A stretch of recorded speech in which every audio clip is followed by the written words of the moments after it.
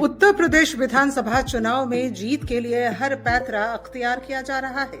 सभी राजनीतिक दल एक दूसरे पर आरोपों की झड़ी लगा रहे हैं। इसी बीच कभी बेहद करीब रहे अखिलेश यादव और रघुराज प्रताप सिंह उर्फ राजा भैया एक दूसरे पर हमलावर दिख रहे हैं। जनसत्ता दल के अध्यक्ष और कुंडा के विधायक राजा भैया के गढ़ में पहुंचे सपा प्रमुख अखिलेश यादव ने गुरुवार को एक जनसभा को संबोधित किया। अखिलेश यादव ने जनसभा को संबोधित करते हुए राजा भैया पर हमला बोला और कहा, आजाद होना चाहते हो तो साइकिल वाले ही आपको आजाद कराएंगे और ऐसी कुंडी लगाना कि दोबारा कुंडी न खोल पाए।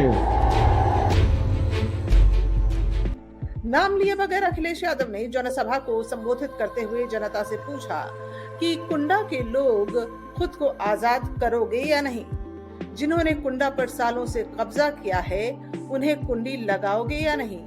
उन्होंने आगे कहा कि कुंडा में मैं सिर्फ अपने लिए नहीं, गुलशन यादव के लिए भी अपना वोट मांगने आया हूं। जिन लोगों ने कुंडा पर सालों से कब्जा किया है उन्हें कुंडी लगाकर जवाब देना।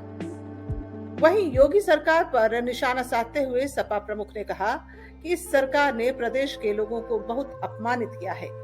अखिलेश यादव ने कहा कि इस क्षेत्र को गुलशन ही गुलशन करेंगे। अखिलेश ने कहा कि वे अपने उम्मीदवारों के लिए ही नहीं, अपने लिए भी वोट मांगने आए हैं। बता दें कि सपा ने कुंडा में राजा भैया के खिलाफ गुलशन यादव को उतारा है। अखिलेश यादव ने यह भी कहा कि ये एक तरफ विधायक बनने का चुनाव है तो दूसरी तरफ सरकार बनाने का भी चुनाव है। ये चुनाव सरकार और मुख्यमंत्री बनाने का भी चुनाव है। वहीं राजा भैया कहाँ चुप बैठने वाले थे। उन्होंने अखिलेश यादव के इस बयान का करारा जवाब देते हुए कहा, कुंडा में कुंडी लगा दे या कुंडा को कुंडी बना दे, धरती पर अभी कोई माई का लाल पैदा नहीं हुआ। राजा भैया ने कहा, 10 मार्च के बाद पता चल जाएगा, न सरकार बन रही है न बनने देंगे। कुछ लोग कह रहे हैं कि 10 के बाद सरकार आ रही है, तो हम कह रहे हैं 10 के बाद 11 आती है। हम भी चाहते हैं चुनाव शांतिपूर्ण ढंग से निपट जाए, अपने क्षेत्र की बदनामी ना हो। हमेशा की परंपरा रही है, अधिकारी मीडिया कुछ भी कहें, अपने यहाँ चुनाव शांति से हुआ है। बता दें कि उत्तर प्रदेश विधानसभा चुनाव के 5वें चरण में 27 फरवरी को प्रतापगढ़ में भी वोट डाले जाने हैं। सूबे में 6ठे चरण में 3 मार्च और 7वें चरण में 7 मार्च को मतदान होगा, जबकि चुनाव के नतीजे 10 मार्च को घोषित किए जाएंगे। बताओ, वोट से ठीक करने के लिए वोट डालोगे कि नहीं डालोगे? और हमारे बाबा मुख्यमंत्री जो कह रहे थे गर्मी निकाल देंगे, वो बताओ ठंडे पड़ गए कि नहीं ठंडे पड़ गए हैं? जब से वोट पड़ा है, पहले चरण में, दूसरे चरण में, तीसरे चरण में और अभी चौथे चरण में वोट पड़ा है, बीजेपी के लोग ठंडे पड़ गए हैं। और जो गर्मी निकाल रहे थे, अगर आज कुंडा का जन समर्थन देख लेंगे, अगर कुंडा के लोगों को आज देख लेंगे इतना, तो उनकी भाप निकल जाएगी, भाप। जो लोग गर्मी निकालने की बात कह रहे हैं, मैं अपने नौजवानों से कह के जा रहा हूं, समाजवादी सरकार बनेगी तो फौज में भर्ती निकाल करके आपको नौकरी देने का काम करेंगे। पुलिस में नौकरी निकालेंगे, पुलिस में भी नौकरी निकलेगी और 11 लाख जो सरकारी नौकरियां खाली हैं, उन सरकारी नौकरियों को भी भरने का काम नौजवानों को नौकरी दे करके करेंगे। ये हमारे बाबा मुख्यमंत्री कह रहे हैं कि उन्होंने बहुत सारे लैपटॉप बांट दिए हैं। बताओ, कुंडा के नौजवानों, किसी को लैपटॉप मिला हो तो बता दो। ये जो स्मार्टफोन दिखाई दे रहे हैं, क्या ये बाबा मुख्यमंत्री ने दिए आपको? और अभी आपने सुना होगा एक बीजेपी के नेता का भाषण, जो लैपटॉप देने की बात कर रहे थे, उनका भाषण सुनकर के जनता लोटपोट हो रही है।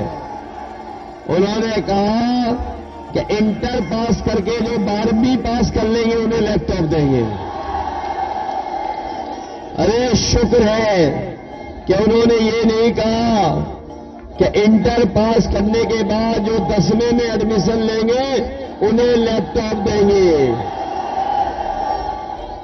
बताओ, आपको अपनी खेतों की रखवाली करनी पड़ रही कि नहीं करनी पड़ रही? छुट्टा झुंड पर घूम रहे कि नहीं घूम रहे? गौशाला में गाय मर रही हो और हमारे मुख्यमंत्री जी का प्रिय जानवर सांड वो लोगों को टक्कर मार रहा है। बताओ, टक्कर मार रहा कि नहीं मार रहा? एक बीजेपी वाले कह रहे थे कि हवाई चप्पल पहनने वाला हवाई जहाज में चलेगा।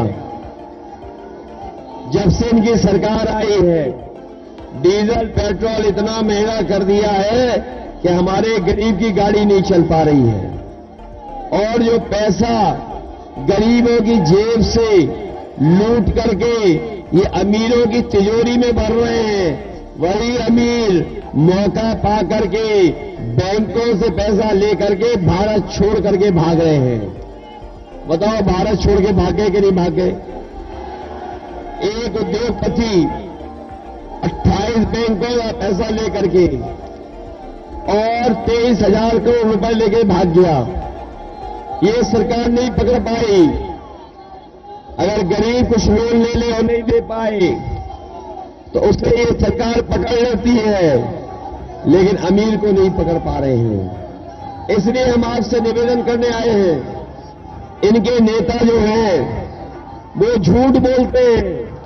बड़ा नेता है तो वो भी झूठ बोल रहा है, छोटा नेता है वो भी झूठ बोल रहा है। और अगर इनके भाषण सुनोगे तो आप देखोगे जो छोटे नेता हैं छोटा झूठ बोल रहे हैं, बड़े नेता हैं वो बड़ा झूठ बोल रहे हैं, और जो सबसे बड़े नेता हैं वो सबसे बड़ा झूठ बोल रहे हैं।